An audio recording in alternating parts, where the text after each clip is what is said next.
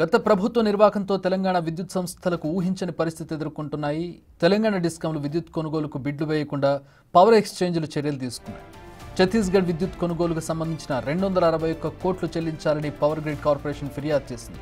దీంతో తెలంగాణ డిస్కంలో విద్యుత్ బిడ్లలో పాల్గొనకుండా national load dispatch centre అడ్డుకుంది. గత్యంతరం లేకపోవడంతో రాష్ట్ర ప్రభుత్వం హైకోర్టులో లంచ్ మోషన్ పిటిషన్ వేసింది.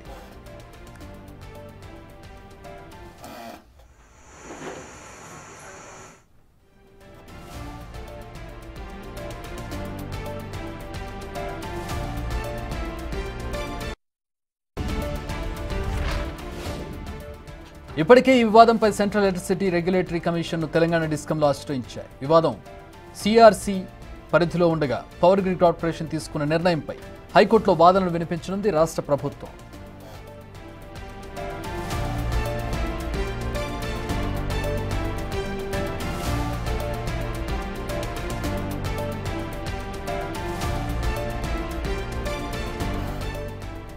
అవసరం లేకున్నా గత ప్రభుత్వం ఛత్తీస్గఢ్ నుంచి కారిడార్లను ముందుగానే బుక్ చేసుకుంది. 1000 మెగావాట్ల విద్యుత్ సరఫరాకు అడ్వాన్స్ బుక్ చేసుకుంది. ఆ తర్వాత ఛత్తీస్గఢ్ విద్యుత్ లభించే అవకాశం లేదని ఈ కారిడార్ను అర్ధంతరంగా రద్దు చేసుకుంది. ఈలోగా జరగాల్సినంత నష్టం జరిగిపోయింది. వాడినా వాడకున్నా పరిహారం కింద 261 కోట్ల రూపాయలు కట్టాలని పీజీసీఐఎల్ తెలంగాణ డిస్కంలకు నోటీసులు జారీ చేసింది. అవగాహన లేకుండా చేసుకున్న కారిడార్ ఒప్పందం ఈ సమస్యకు దారితీసినట్టుగా తెలుస్తోంది.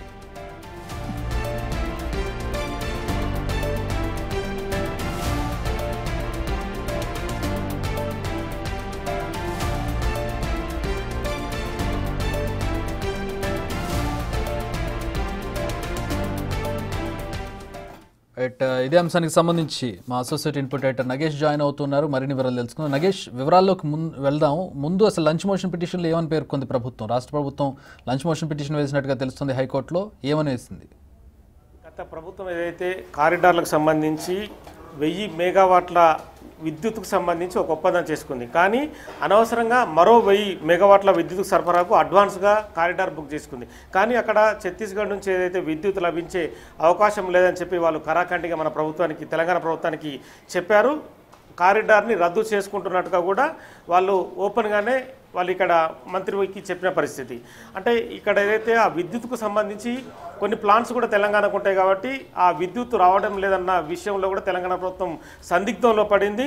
కానీ ఇప్పటికే ఆ 1000 మెగావాట్లకు సంబంధించి డబ్బు కూడా చెల్లింపులు ఛత్తీస్గఢ్కు జరిగింది. కానీ చాలా మేర నష్టం జరిగిందనేది ఇప్పుడు తెలంగాణ వాదిస్తుంది. ఎందుకంటే ఏదైతే గత ప్రభుత్వం ఒప్పందం చేసుకుందో ఆ ఒప్పందం వల్ల విద్యుత్ సంస్థల మీద భారీ నష్టం వాటిల్లుతుంది. ఎందుకంటే 1000 మెగావాట్లకు కోట్ల రూపాయలు ఛత్తీస్గఢ్కి ఆల్రెడీ చెల్లించడం, ఆ డబ్బును మళ్ళీ ప్రజల మీద రుద్దాలన్నా, కరెంటు బిల్లులు పెంచాలన్నా, లేదంటే ఇంకే రకమైన నుంచి డబ్బులు తీసుకురావాలనేది కూడా ప్రశ్నార్థకంగా మారిన పరిస్థితి. ఎందుకంటే అదనపు విద్యుత్ ఛార్జీలు ప్రజలపైన భారం వేస్తే కనుక ప్రజల నుంచి వ్యతిరేకత వస్తుంది. కానీ ఆ 1000 మెగావాట్లకు సంబంధించి ఇప్పుడే డబ్బు చెల్లించారు కాబట్టి ఖచ్చితంగా ఆ డబ్బుని రివర్స్ రప్పించుకోవడమా, ఏదైతే ఆ 1000 మెగావాట్ల విద్యుత్ని మళ్ళీ తెలంగాణకు ఇచ్చే విధంగా ముందుకెళ్లాలన్న దానిపైన కూడా లంచ్ మోషన్ పిటిషన్ హైకోర్టులో తెలంగాణ ప్రభుత్వం జారీ చేసింది. ఎందుకంటే 260 కోట్లు చెల్లించాల్సిన ఏదైతే డబ్బులు ఉన్నాయో ఆ డబ్బులకు సంబంధించి మళ్ళీ వెనక్కు తీసుకురావడానికి ప్రయత్నం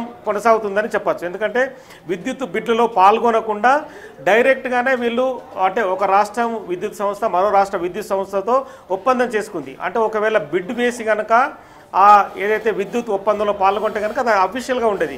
కానీ ఇది అన్అఫీషియల్ ఒప్పందం అయ్యేసరికి కూడా తెలంగాణ ప్రభుత్వం కొంత సందిగ్ధంలో పడిన పరిస్థితి కనిపిస్తుంది. ఎందుకంటే కోర్టు ద్వారానే పరిష్కరించుకోవాలని చెప్పి ప్రభుత్వం భావించిన నేపథ్యంలో లంచ్ మోషన్ పిటిషన్ అయితే హైకోర్టులో దాఖలు చేసింది. ఛత్తీస్గఢ్ ప్రభుత్వానికి, ఛత్తీస్గఢ్ విద్యుత్ సంస్థలకు కూడా నోటీసులు జారీ చేసి వాళ్ళను కూడా ఇందులో పార్టీ చేస్తారు. ఇందులో తెలంగాణ ప్రభుత్వ విద్యుత్ సంస్థలు, ఛత్తీస్గఢ్ సంబంధించిన విద్యుత్ సంస్థలు, కేంద్ర ప్రభుత్వం కూడా పార్టీని చేస్తూ వాళ్ళందరికీ నోటీసులు జారీ చేసి వాదనలు కొనసాగే అవకాశం కనిపిస్తున్నాయి. ఎందుకంటే అఫీషియల్గా బిడ్లో పాల్గొనకుండా డబ్బులు గత ప్రభుత్వం చెల్లించాల్సి రావడం, ఎందుకని అత్యవసరంగా విద్యుత్ కొనుగోలు చేయాల్సిన అవసరం ఉందనే దాని మీద కూడా ఇక్కడ క్వశ్చన్ మార్కు కనిపిస్తుంది. మరి గత ప్రభుత్వంలో పనిచేసిన విద్యుత్ శాఖ మంత్రి జగదీష్ రెడ్డిని కూడా ఇందులో పార్ట్గా చేసే అవకాశం కనిపిస్తుంది. ఎందుకంటే మాజీ మంత్రి జగదీష్ రెడ్డి ఓవరాల్ విద్యుత్కు సంబంధించిన మంత్రిగా ఉండేవారు. అప్పటికి సంబంధించిన ఎవరైతే విద్యుత్ శాఖ ప్రిన్సిపల్ సెక్రటరీలు కావచ్చు, మిగతా వ్యక్తులను కూడా పార్టీలు చేసే అవకాశం కనిపిస్తుంది. ఎందుకంటే అన్అఫీషియల్గా బిడ్లో పాల్గొనకుండా విద్యుత్ ఒప్పందాలు చేసుకోవడం ఏంటి, అలాగే విద్యుత్తుని కొనడం, వందల కోట్ల నష్టం చేయడం ఏంటనేది కూడా ఇక్కడ ఖచ్చితంగా హైకోర్టులో వాదనలు వినిపించే అవకాశం కనిపిస్తుంది. కాంగ్రెస్ ప్రభుత్వం కూడా ఖచ్చితంగా ఛత్తీస్గఢ్ విద్యుత్ సంస్థ నుంచి డబ్బులు రాబట్టుకోవడమా, లేదంటే ఏదైతే ఒప్పందం చేసుకున్నారో అన్అఫీషియల్గా ఆ విద్యుత్తుని తెలంగాణకి ఇచ్చే విధంగా హైకోర్టు నుంచి ఆదేశాలు వచ్చే విధంగా వాదనలు వినిపించడం అనేది కూడా కొనసాగే అవకాశం కనిపిస్తుంది.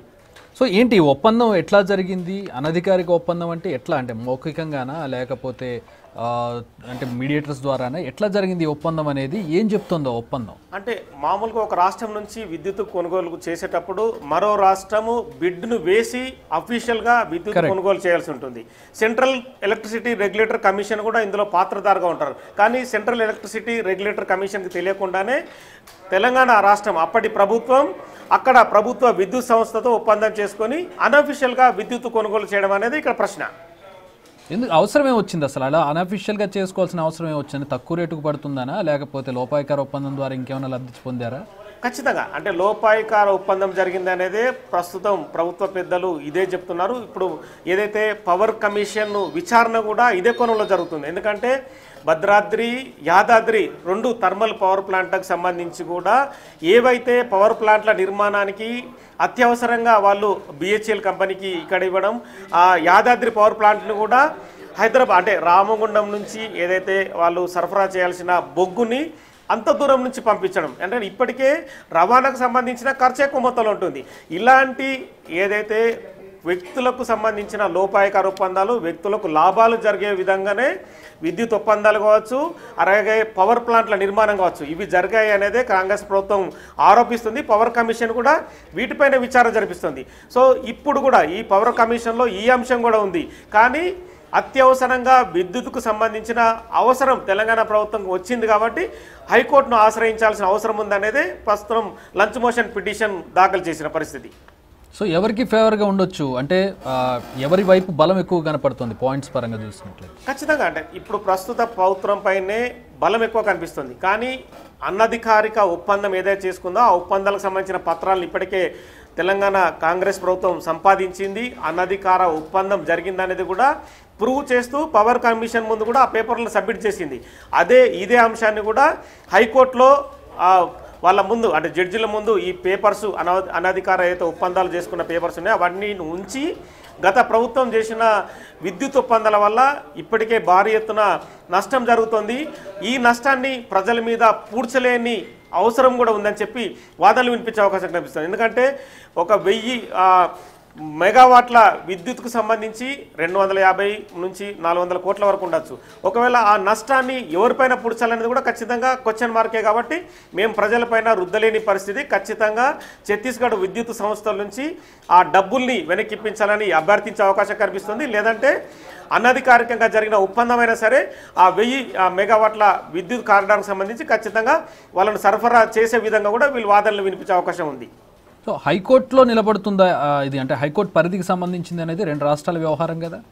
ఖచ్చితంగా అంటే హైకోర్టు అంటే ఇప్పుడు ఏ సమస్య అయినా కూడా కోర్టులను ఆశ్రయించడం అనేది పరిపాటే. కామన్గా 2 వ్యక్తుల మధ్య జరిగిందా, 2 ప్రభుత్వాల మధ్య జరిగిందా అనేది వేరే విషయం. కానీ మనకేదైతే తెలంగాణ ప్రభుత్వానికి హైకోర్టు ఉంది కాబట్టి హైకోర్టును పిటిషన్ వేయచ్చు. అంటే ఇందులో కేంద్ర ప్రభుత్వాన్ని కూడా ఖచ్చితంగా బాధ్యుల్ని చేసే అవకాశం ఉంది. ఎందుకంటే కేంద్ర ప్రభుత్వం కన్సర్న్లో జరగాల్సిన బిడ్ని సొంతంగా 2 రాష్ట్రాల మధ్య ఒప్పందం చేసుకోవడం అనేది కూడా ఇక్కడ విరుద్ధమైన ప్రయత్నమే. ఎందుకంటే లోపాయికారి ఒప్పందంలో భాగంగా కొంతమంది వ్యక్తులకు లాభాలు చేకూర్చే విధంగానే వీళ్ళు అనధికారికంగా 2 రాష్ట్రాల మధ్య ఒప్పందం చేసుకున్నారు. కానీ సెంట్రల్ ఎలక్ట్రిసిటీ రెగ్యులేటర్ కమిషన్ కూడా ఉంటుంది, ఆ కమిషన్లో కూడా వీళ్ళు ఇన్ఫర్మేషన్ ఇవ్వాల్సి ఉంటుంది. కానీ ఇవన్నీ ఎక్కడ కూడా నిబంధనలు పాటించకుండానే 2 ప్రభుత్వాల మధ్యనే ఒప్పందం చేసుకొని 2 2 రాష్ట్రాల విద్యుత్ శాఖ మంత్రులు సంతకాలు చేసుకునే విద్యుత్ కొనుగోలు చేశారనేది ఇప్పుడు ప్రభుత్వం వాదిస్తుంది. ఎందుకంటే 2 రాష్ట్ర ప్రభుత్వాల మధ్యన విద్యుత్ కొనుగోలు ఒప్పందం ఎప్పుడు జరగకూడదు. ఎందుకంటే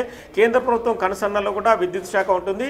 ఏ రాష్ట్రాలకు ఎంత విద్యుత్ అవసరం ఉన్నదని కూడా కేంద్ర ప్రభుత్వం ఎప్పటికప్పుడు పర్యవేక్షిస్తుంది. ఆ పర్యవేక్షణ లేకుండా 2 రాష్ట్ర ప్రభుత్వాలు ఒప్పందం చేసుకోవడం అనేది కూడా ఇది నిబంధనలకు వ్యతిరేకం అని చెప్పి ఇప్పటి ప్రభుత్వం అయితే వాదిస్తోంది. Right, all right, thanks for the updates Nagesh.